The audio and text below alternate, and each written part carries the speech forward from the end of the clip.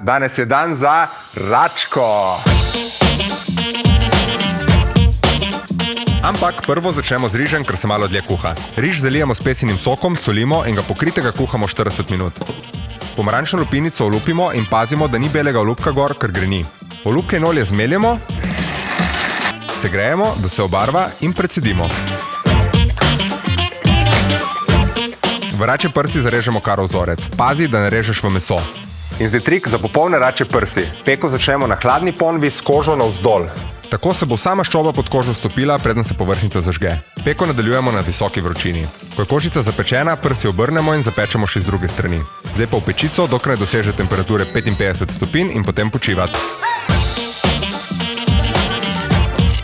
Veloute omaka je zelo preprosta. Nežen bešamel, ker mleko nadomestimo z jušno osnovo.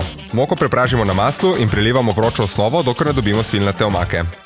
Komponente zložimo na krožnik, pomarančno olje pa polijemo po omaki in po rački.